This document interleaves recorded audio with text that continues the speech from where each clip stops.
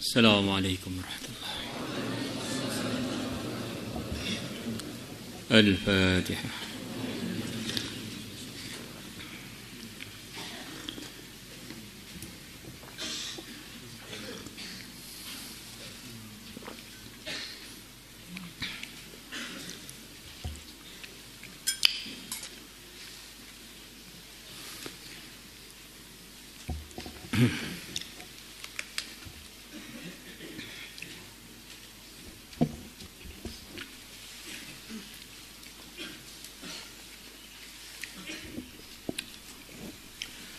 Bismillahirrahmanirrahim.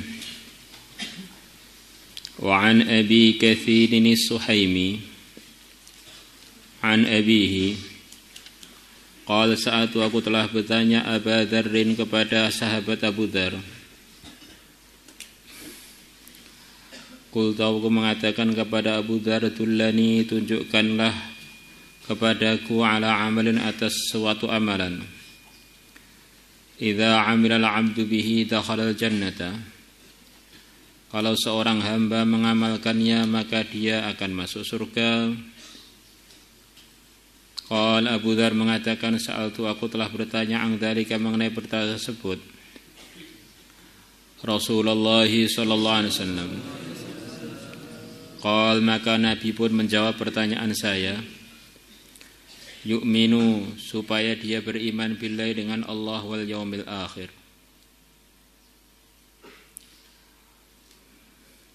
Dengan Allah dan hari akhir, supaya beriman kepada Allah, supaya beriman kepada hari akhir.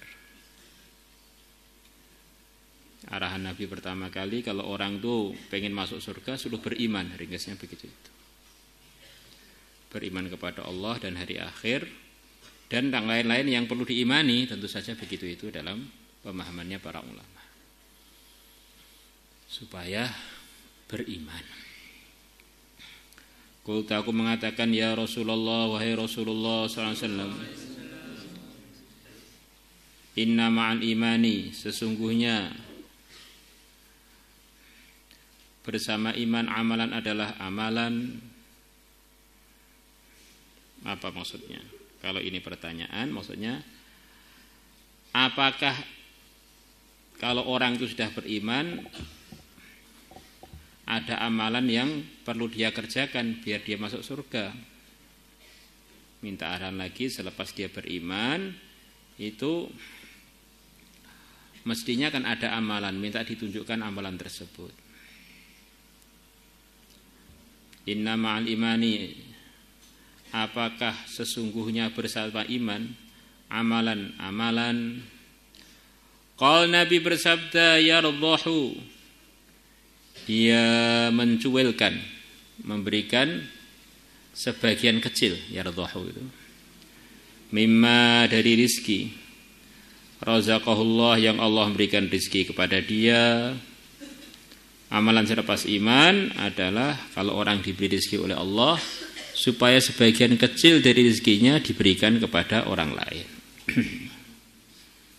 Qultu aku bilang, ya Rasulullah SAW, ara'aita, bagaimana pendapat Tuhan? Ingkana, kalau adanya orang beriman tadi fakiron melarat, la yajidu, dia tidak menemukan ma sesuatu yurdihu bihi yang dia mencuil bihi ma, dia tidak punya sesuatu untuk dijual diberikan orang lain. Qal Nabi bersabda, ya'muru, supaya dia memerintahkan bil ma'rufi kebaikan, wa yanha, dan supaya dia melarang anil mungkari dari kemungkaran. Qultu aku mengatakan, ya Rasulullah, wahai Rasulullah sallallahu alaihi wasallam, ara'aita, bagaimana kepada Tuhan ingkana kalau adanya orang iman yang fakir tadi ayian gagap. Ayan itu maksudnya tidak mampu lah begitu. Maka di sini disebutkan tidak mampu untuk amar ma'ruf nahi mungkar. La yastati'u, dia tidak mampu ayyamura untuk memerintah bil ma'rufi kebaikan wa yanha 'anil munkar. Selain iman, suruh infakkan harta enggak mampu. Suruh amar ma'ruf nahi mungkar enggak mampu. Terus gimana lagi? Qal Nabi bersabda, yasna'u dia berbuat baik li akhraqa kepada orang-orang yang tidak pandai.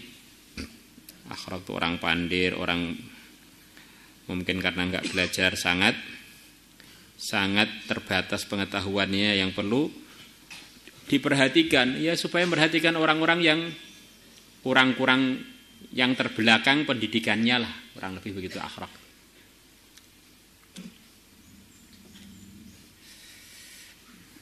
Biar diberi bantuan oleh dia, apa bantuan pemikiran, motivasi atau dijadikan teman beribadah. Ara'aita bagaimana ketentuan ingkana kalau adanya si fakir yang ayi tadi enggak punya rizki lagi. Akhraqa dia sendiri adalah orang yang terbelakang itu. Kalau dia sendiri udah ya enggak punya duit, enggak bisa amar nahi mungkar, kemudian enggak bisa berbuat baik kepada akhraq, dia sendiri akhraq. Qultu aku mengatakan yu'inu kalau dia ini akhraq, yu'inu supaya dia ini membantu maghluban orang yang maghlub, orang yang sedang diberi ujian sampai dia enggak mampu untuk menanggulangi ujiannya itu. Diberi ujian sampai dia ini benar-benar dikalahkan dengan ujian yang datang. Istilahnya maghlub. Contohnya apa? Banyak. Ada orang naik sepeda motor membawa beban 1 kental. Karena dia naik sepeda motor mampu bawa. Kemudian sepeda motornya guling. Kalau dia sendiri ngangkat 1 kental enggak mampu, paling mampunya paling 25 kilo. Nah, tadi bisa mampu itu karena ada sepeda yang enggak guling tadi. Nah, ini termasuk contohnya maghlub. Kemudian kita bantu ngangkatkan barangnya tadi. Itu maghlub yang secara bawa barang.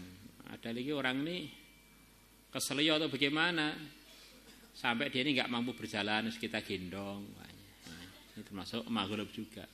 Orang yang didatangi satu ujian sampai dia ini enggak mampu tanpa bantuan orang lain untuk menanggulangi ujian yang datang. Qal Abu Dzar tanya lagi, ara'aita bagaimana pendapat Tuhan in kana dhaifan kalau adanya si akhraq tadi? Muslim, fakir, ayi, akhraq bisa. Jadi ringkasnya ini Nabi memberikan semangat kepada umatnya ini, asalkan sudah beriman tuh cara untuk cari surga itu ada aja jalannya sebetulnya. Sudah melarat, yes enggak apa-apa. Amar ma'ruf nahi mungkar enggak mampu, ya memperhatikan orang-orang yang terbelakang itu. Dia sendiri terbelakang, ya membantu orang-orang yang maghlub. Dia lemah, bagaimana membantu? Ara'aita bagaimana pendapat Tuhan in kana dhaifan kalau adanya mukmin tadi dhaifan orang yang lemah. La yastati'u yang dia tidak mampu. Ayu'ina maghluban untuk membantu orang yang dikalahkan oleh ujiannya.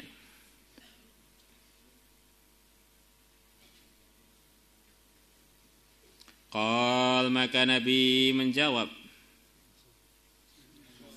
sallallahu alaihi wasallam, ma turidu kamu tidak pengen ayakuna ada fi sahibika di teman kamu min khairin kebaikan. Setiap tak beri solusi kok kalau enggak mampu gimana? Enggak bukan kamu apa memang enggak pengen teman kamu itu dapat buat kebaikan toh? Tak suruh menginfakkan hartanya, kata kamu bagaimana kalau enggak mampu? Tak suruh amar nahi mungkar, bagaimana kalau enggak mampu? Tak suruh berbuat kebaikan kepada akhraq, bagaimana kalau dia sendiri akhraq? Ya membantu orang yang maghlub, kalau dia sendiri lemah enggak betul maghlub gimana? Maka Nabi negur Abu Dzar, kamu itu gimana sih kok semua kebaikan yang saya arahkan kok sepertinya kamu itu enggak pengen ada pada teman mukmin kamu itu. Maturi itu kamu tidak pengen ayakuna ada fi sahibika di teman kamu yang kamu tanyakan tadi min khairin kebaikan. Ini arahan terakhir, yumsiku supaya dia menahan dirinya an adzan nas dari ganggu orang lain. Ya sudah.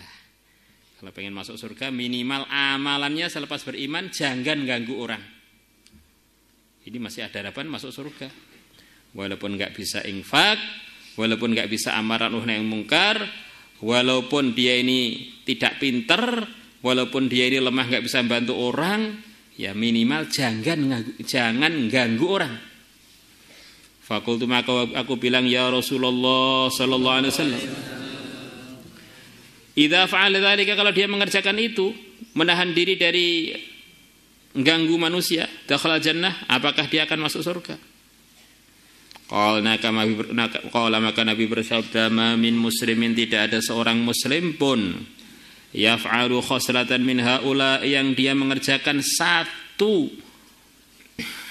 sifat min haula, dari sifat-sifat yang telah disebutkan tadi, illa akhadat bihi, kecuali sifat tersebut akan membawanya, akhadat bihi, dia akan memegang tangan dia, maksudnya akan membawanya, hatta tudkhilahu, sehingga amalan, salah satu amalan dari yang disebutkan tadi memasukkan dia al-jannata, surga.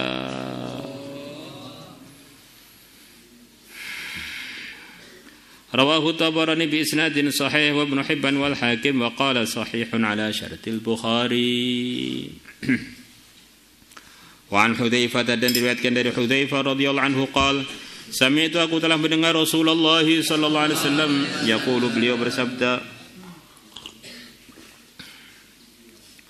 tu'radu, didatangkan al-fitanu, fitnah-fitnah, alal qulub, atas hati-hatinya manusia.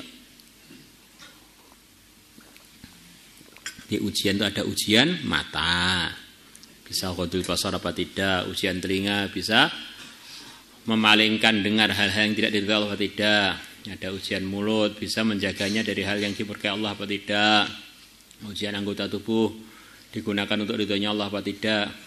Ada lagi ujian hati. Di antara ujian hati itu didatangi macam-macam fitnah. Di hati kita ini ada ujian, didatangi macam-macam ujian yang tidak tampak. Lah fitnah itu apa? Di antara artinya fitnah adalah semua perkara yang menyebabkan hati kita menjauh dari ridhonya Allah. Itu macam-macam. Betian di hati yang menyebabkan kita jauh dari agama. Macam-macam jenisnya. Mungkin diberi bisikan oleh matanya, kupingnya, atau bacaannya. Ini ngeluyur di sana itu ada hal yang mengenakkan nafsu. Ada lagi bolos itu ternyata nyamannya setengah mati. Ternyata maksiat itu nikmat dan tidak mendatangkan kecuali kebahagiaan. Terus macam-macam bisikan itu datang pada hati kita. Kal hasiri, seperti tikar. Tikar zaman dulu ini dibentuk dari anyaman-anyaman. Udan, satu helai. Jadi datangnya ujian pada hati itu seperti anyaman tikar itu, datang satu persatu, satu. Kalau nggak digubris ya nggak jadi anyaman. Kalau digubris jadi 2, digubris jadi 3, digubris jadi 4. Akhirnya jadi hati kita ini tertutup dengan fitnah, tertutup dengan tikarnya fitnah tadi, kumpulan fitnah. Fa ayu qalbin, maka mana saja hati, usyribaha, yang dia dikesankan dengan fitnah, diminumi fitnah, maksudnya dicintakan pada fitnah, terkesan dengan fitnah, menggubrisnya. Nukitat, maka akan dititik fihi, dalam hati yang terkesan dengan fitnah, nuktatun sauda, satu titik yang hitam. Jadi kalau orang terkesan dengan satu fitnah, dia nggak lulus, langsung hatinya ada titik hitam. Wa ayu qalbin angkaraha, dan mana saja hati angkaraha, yang dia mengingkari fitnah yang datang pada hatinya, nukitat, maka akan dititik fi dalam hati yang mengingkari fitnah tersebut, nuktatun baydha, satu titik yang berwarna putih. Tambah dia mengingkari, maka tambah terang, akhirnya hatinya terang benderang. Kadang-kadang kita ini sepertinya dalam majelis kebaikan, tapi hati kita ini tiba-tiba teringat mantan pacar. Akhirnya sepertinya ngaji, tapi ternyata menikmati kemaksiatan. Saya dulu pernah ngeluyur, saya dulu pernah di sarangan bareng, saya pernah Jadi akhirnya hatinya itu isinya terkesan dengan fitnah tadi. Nanti tambah lagi mikir apa terus. Jadi hati yang tidak dihisab betian-betian di hati itu adalah betian buruk yang langsung kita tolak. Tetapi bitian buruk kemudian kok kita terima dan kita nikmati, bahkan kita renungi, bahkan kita kembangkan, itulah namanya kemaksiatan hati. Jadi hati itu mirip seperti anggota tubuh yang luar ini. Semacam merasa punya kemampuan untuk menolak dan untuk menerima. Seperti mata ini. Punya perasaan, yang punya mata itu bisa melihat, bisa terpejam, bisa memalingkan, bisa meluruskan. Hati begitu juga. Kok mata kita selama masih bisa terpejam, ada wanita tidak mahram di depan kita, kok kita pelototi terus? Lah itu namanya menggunakan mata melanggar, padahal kita punya perasaan, diberi kemampuan untuk memalingkannya. Nah di hati begitu juga. Jadi kalau datangnya ujian tadi itu di luar ikhtiar kita. Sebagaimana kita tengah-tengah naik sepeda motor, tiba-tiba ada yang nggak boleh dipandang, itu bukan ikhtiar kita. Tapi kalau diteruskan dipandang, itu sudah ikhtiar kita. Hati juga begitu itu. Ada betian pengen maksiat, itu betian itu bukan ikhtiar kita. Tapi kalau kita teruskan, iya ya, enak ya, enak ya, enak ya. Nah, inilah yang menerimanya, inilah usribah. Maka la yukallifullahu nafsan illa wus'aha. Ini maksudnya adalah Allah tidak membebani jiwa kecuali kemampuan yang Allah berikan pada jiwa itu. Maksudnya urusan hati, kalau kita perasaan kita punya kemampuan untuk menolak, kalau nggak nolak ya maksiatnya hati. Urusan mata juga, urusan telinga juga. Mau kita bisa nutup dari musik, kalau kita malah menikmati musik, dan seterusnya. Kalau kita nolak, pahalanya nukitat fihi nuktatun baydha. Hatta tasira, sehingga hati-hatinya manusia ala qalbaini, atas dua hati. Ala abyadha, atas lebih putih, misri sofa, seperti batu putih. Fala tadurruhu fitnah, maka fitnah tidak membahayakan dia. Madamatis samawat wa ardu, selama langit dan bumi masih ada. Hati-hati yang tidak menggubris godaan-godaan tadi akhirnya jadi putih seperti batu sofa. Ini batu sofa, batu putih yang kokoh. Mau diterpa angin panas, angin dingin, mau diterpa macam-macam ujian, tetap aja warnanya putih. Ya. Wal akharu, dan hati yang lain, aswadu, berwarna hitam, murbadan, yang hitamnya bercampur dengan warna debu, hitam ke coklat-coklatan semacam begitu itu. Kalkuzi, bentuknya seperti kendi. Kendi tahu kendi ya? Kuzi itu biasanya kendi yang agak kecil gitu. Mujahyan, dalam kondisi terjungkal, terbalik. Di hatinya itu kalau orang nerima fitnah terus nikmati maksiat-maksiat hati tadi, ini hatinya menjadi hitam dan seperti wadah terbalik, seperti gelas terbalik. Nah kalau gelas terbalik, dinasihati di kelas nggak terkesan, dinasihati siapa nggak terkesan, dinasihati Rasulullah pun nggak terkesan, hatinya terbalik kok.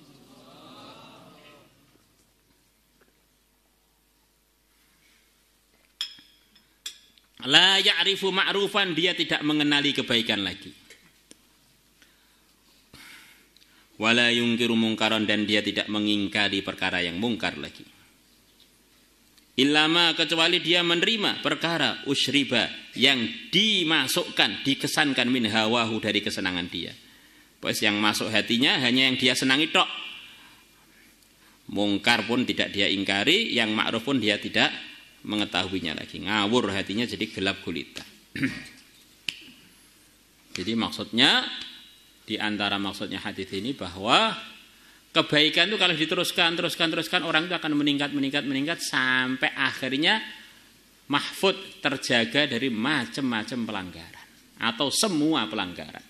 Tidak terkesan dengan hiruk pikuknya fitnahnya zaman.